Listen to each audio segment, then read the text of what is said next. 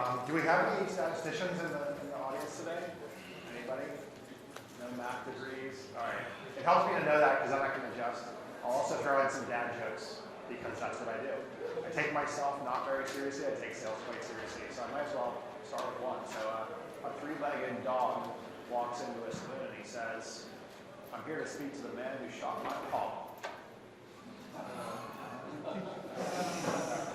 So we're going to go through some real sales stuff here. I want to start with the rule of 40. And David in the last session talked about the rule of 40. Who knows how to define the rule of 40?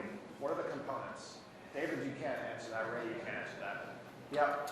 Annual revenue growth plus profit margin. Right, and the growth piece, it's about efficient growth, right? So the growth piece could be annual revenue growth. It could be ARR growth. So there are lots of different ways to measure that. And then on the efficiency side, it could be, a lot of times it's EBITDA margin, sometimes it's free cash flow margin. So there's lots of ways to do it. You just need to choose a way to do it. The analysis I'm going to go through today shows revenue growth. And I looked at public SaaS companies, for about 150 public SaaS companies. And for efficiency, I looked at free cash flow margin. And you're going to see I deconstructed that a bit. I'm the kind of person who doesn't trust, like everyone says, use the rule of 40. Well, why? Is that actually correlated with something that matters? Is that correlated with valuation for SaaS companies? And that's what I set out to try to figure out. Is that actually the case? So we'll go into that. So the first thing is what this is the median market cap multiples for SaaS companies, and they're now something is funky with this chart. I don't know what happened, but they're way down. It's hard to see on this. But we were at the 15x or so back a year ago. We're now down to 5x, right? So we're off basically 2/3 of SaaS multiples. That's piece one. The second piece, though, is that if you look at the way things were until the second quarter of last year, so Q2, Q3, Q4 of last year, when things turned, there was a much stronger correlation going on between multiples and the rule of 40 before that. So on the left-hand side is the three-ish year period from 2020 to 2022, Q1 to Q1. And then the right-hand side of these is just the last 3 quarters of last year. And here we're looking at the multiples of market cap to next 12-month revenue estimates. And you can see how they've come down. But another thing you notice is before, if you were under 0, rule of 40, 0 to 20, even up to 40, it was relatively flat, right? Like a 13 times multiple. But then, once you got over 40, when you sum growth and efficiency together, you start to go up. So there is a correlation, but it only started to happen later on. Now, in the last 3 quarters, you can see it's the relationship even below 40 is much, much tighter, right? So here, even below 40, we start to increase progressively as your rule of 40 increases.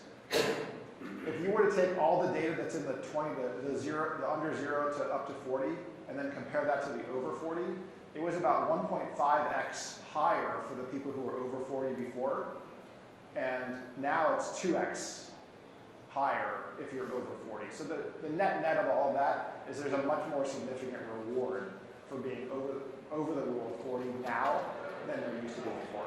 Make sense? Like, do that at the right level, comprehensible for the most part. Is that just due to market dynamics? It is due to the market dynamics. So what I'm going to do is I want to deconstruct that further, because is it just, if you guys did regression analysis in high school or college, if not, I'll explain it. But we're basically looking at the correlation between variables. If you just look at the rule of 40 by itself, that tells you one thing, but you can deconstruct it into those 2 components, growth and efficiency, and you can deconstruct it even further, because efficiency is made up of your R&D spend, your G&A spend, your sales and marketing spend, your gross margin, right? All these components that go into either EBITDA margin or free cash flow margin. So I'll actually do that, and you guys can see the results. So that's what I did here. So if you same two sort of windows. The black bar window is Q1 2000 again to Q1 2022. The blue bar is just the last 3 quarters of last year. it turns out that if you just did a regression analysis on the multiple versus the rule of 40, for that prior period, there's basically, no, the R squared, as you may recall, is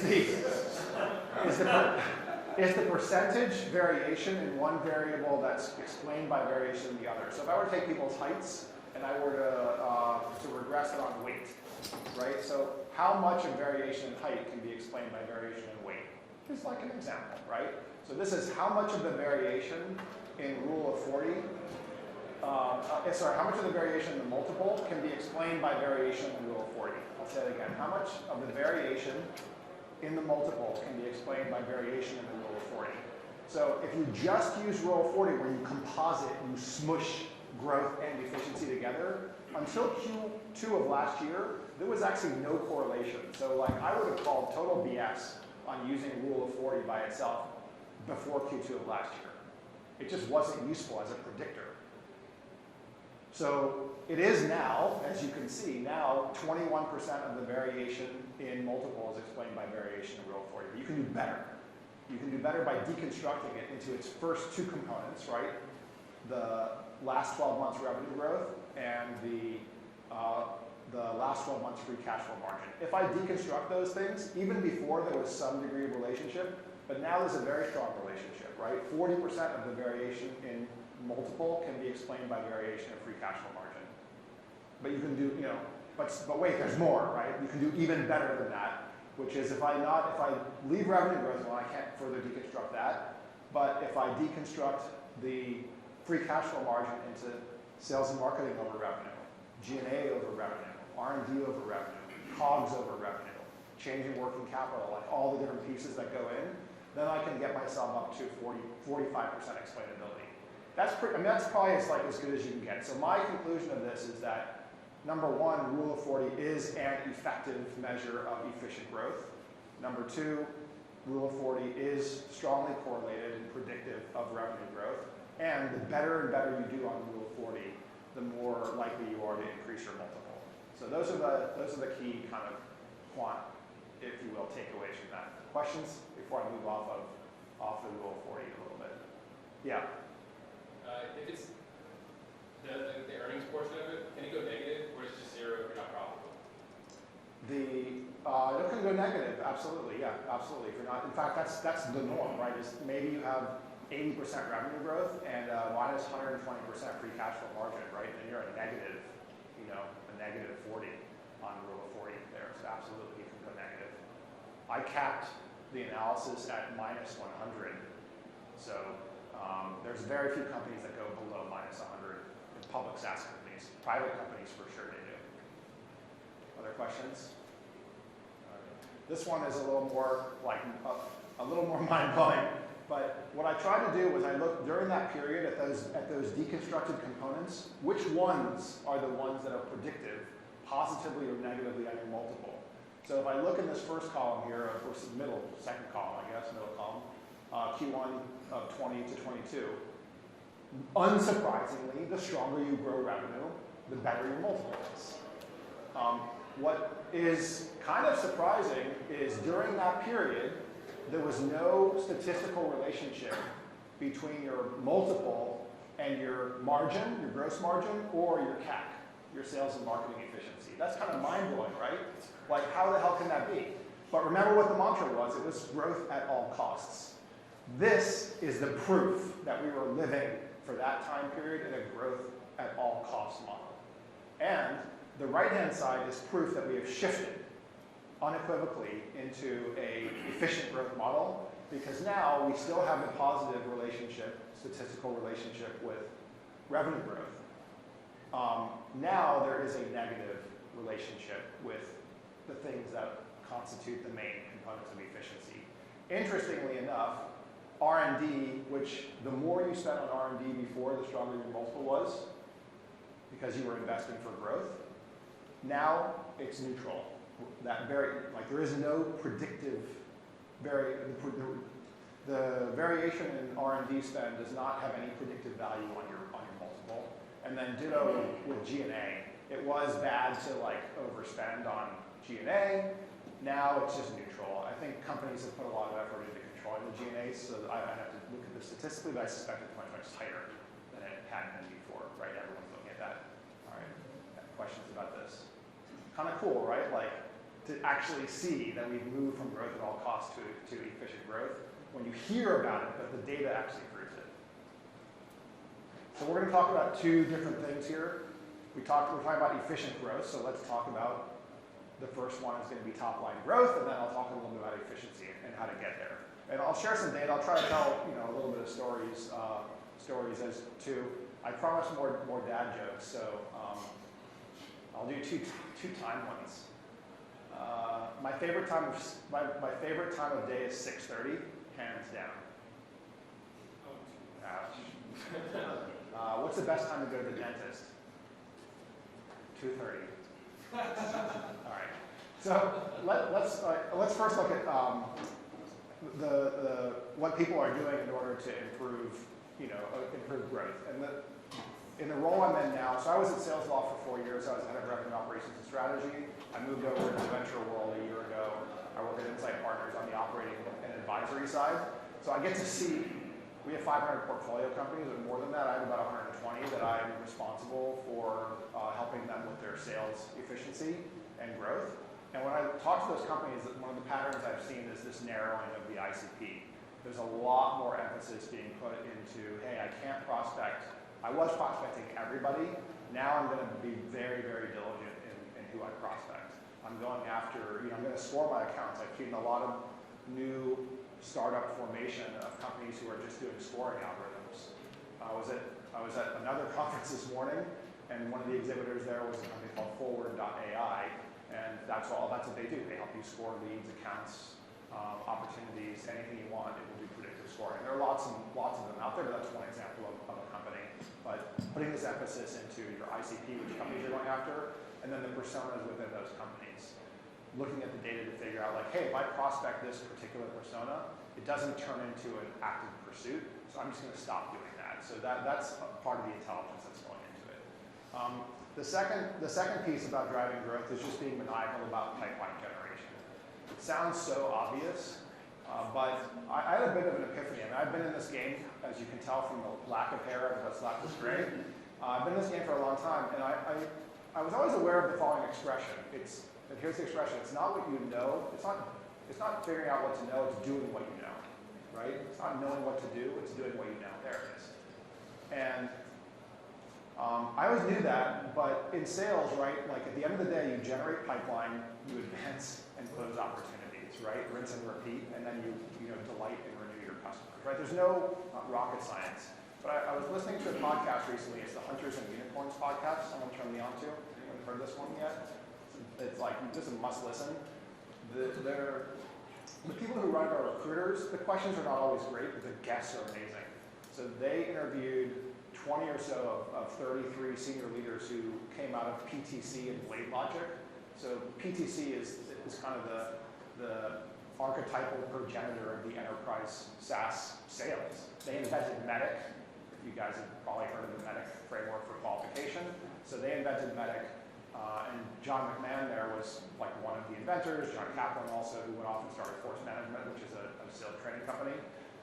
So anyway, if you listen to that and you hear them talk, the epiphany I had was, oh my God, everybody in these companies does things with extreme accountability and extreme discipline.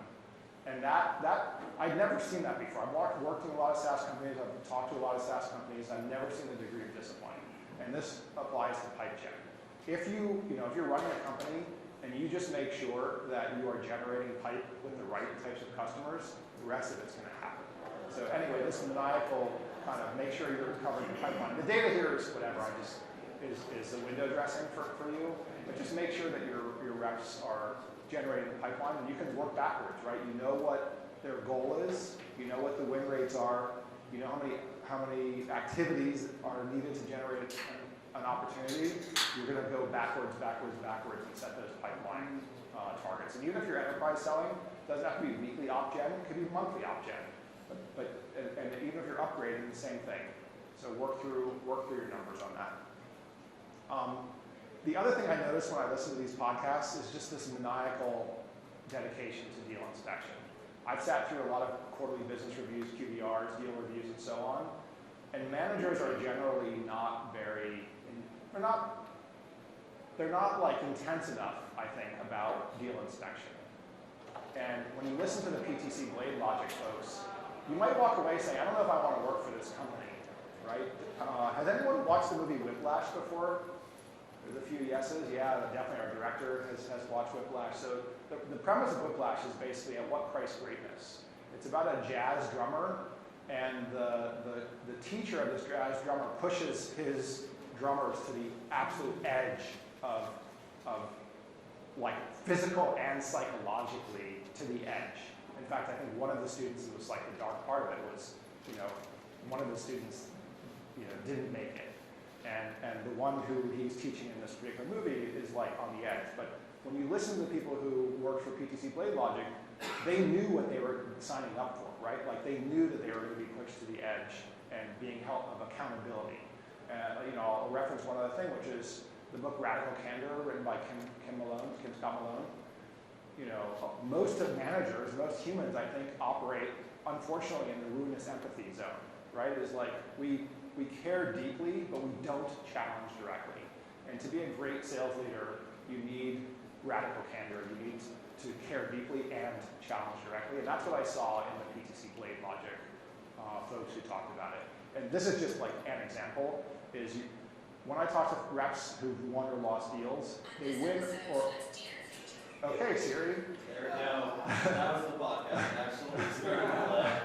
When I talk to reps about, I usually do a podcast. I did something like 300 plus episodes of Hey Salespeople. I do another one right now. And when I ask reps, like, what was the deal that got away?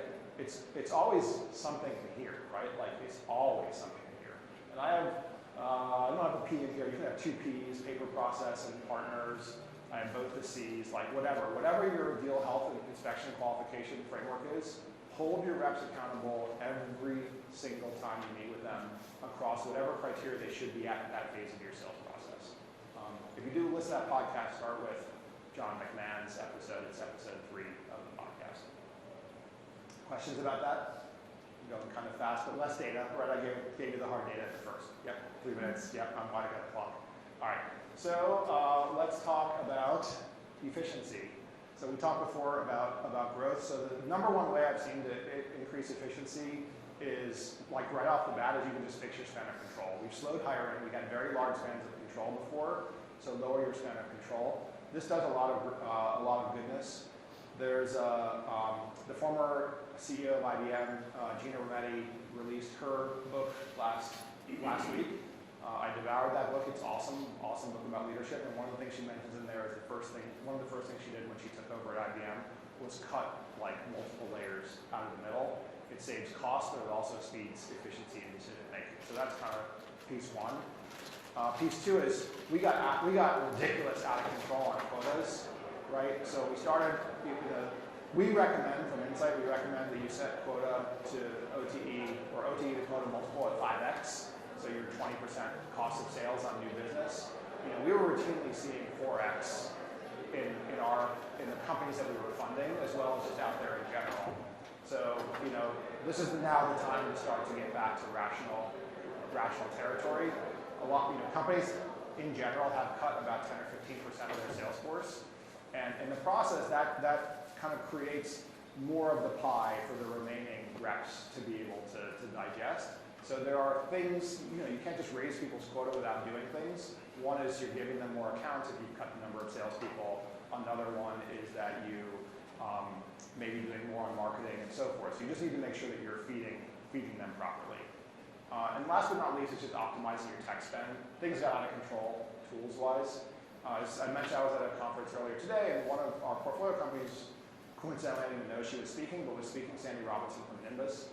She mentioned companies should be keeping a list of all of their tech, all of the spend, all of the renewal dates, and not just going into the mode of, oh my God, I need to figure out what I have. You should always know what you have, and you should always know what's valuable and check. And don't assume that you're just going to auto-renew everything every year. So that's a kind of third way to control the efficiency. So that is what I have with 20 seconds to go. Helpful?